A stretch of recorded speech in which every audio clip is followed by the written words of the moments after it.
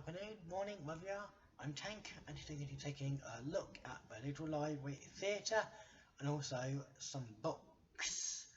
So, the theatre is small, it can hold about 20 odd people, with some standing on the seats, on the steps, not on steps. It's got rows,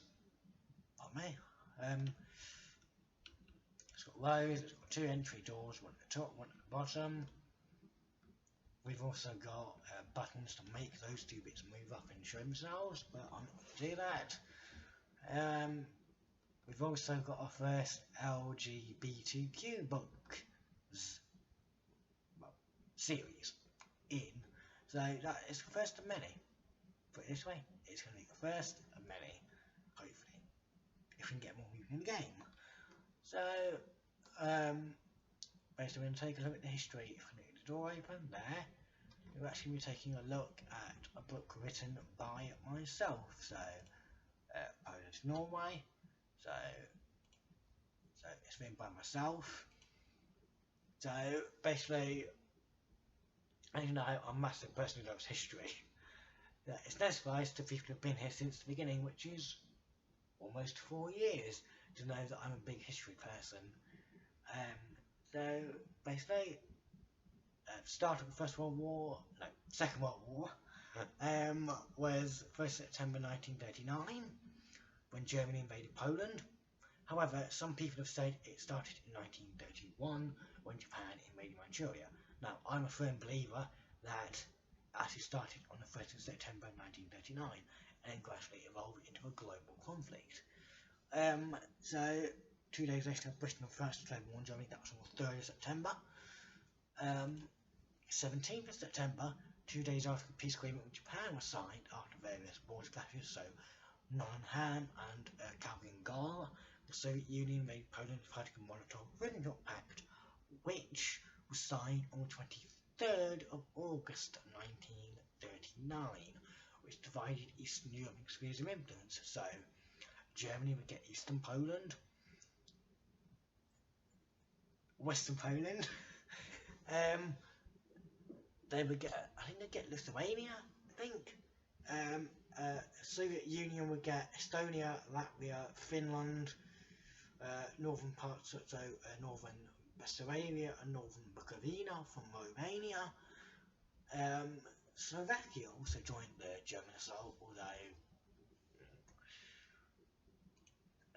at sea, the Royal Navy lost the aircraft carrier. It was courageous to a U-boat. That was the first aircraft carrier to be sunk in the war, I think. However, what isn't mentioned is that U-47 sunk the British battleship Royal Oak at Scapa Flow, and then the Royal Navy again avenged this loss by calling the pocket battleship for Panzerschiffe Admiral Graf Spee, named for Maximilian von Spee, who was defeated at the Battle of Falklands in 1914. Graf Spee was blockading in Montevideo harbour in neutral Uruguay. The captain, Hans Langsdorff, decided to scuttle her after being deceived by British radar messages saying that they had much heavier units coming in. So this period between September 39 and April 1940 is known as the Phony War, because there's no actual conflict. To the Germans it was the Sixth League, sitting war. To the British it was the Boer War, and as an American journalist who coined the phrase the Phony War. Turn the next page, page 5. So on April 9th, 1940, Germany invaded Denmark and Norway. So in Denmark, there was virtually no resistance. Christian X was forced to surrender.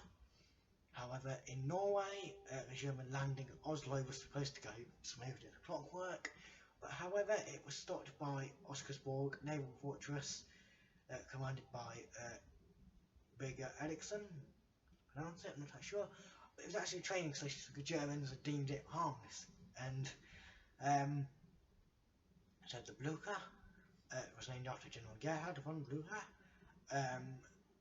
who was a Prussian field marshal, and it was actually commissioned a couple of days before the invasion, and it was sunk at However, the delay in meaning that by Oscar's World No Fortune meant that the King Haakon the VII, the Gold Reserve, and the Parliament starting were able to flee Oslo.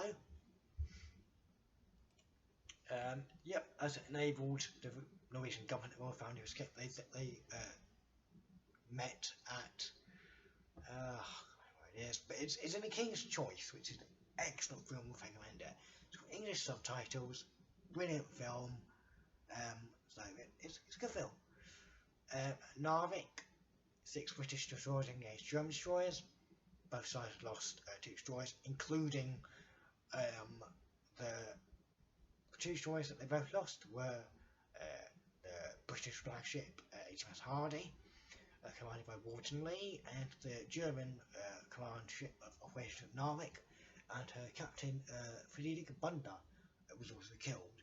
However, before that, HMS Glowworm stumbled across the Admiral Hipper, and in an act of bravery rammed the German vessel, and her captain of the Admiral Hipper recommended the British commander Gerard Broadmead Roop posthumous Victoria Cross.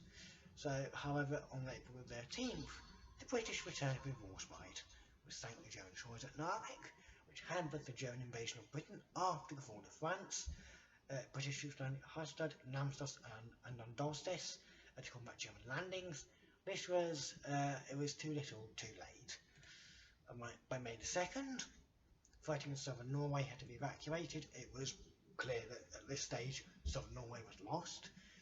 On May 28th, Narvik finally fell to the Allies, though the German garrison managed to escape by train into Sweden. But by May 28th, the situation changed dramatically, because Germany had invaded France on the 10th of May 1940. So, and then Church ordered Narvik to be evacuated on the 8th of June. Glorious and Old Castle and HMS Ardent was sent to the bottom right side of Austin Gdyes now. Price for toasts. And that is only to Norway. Next week we're covering France to Greece, and we're covering Japanese Blitzkrieg, and then we'll be looking at other books in the section. So please like, share, subscribe. I'll see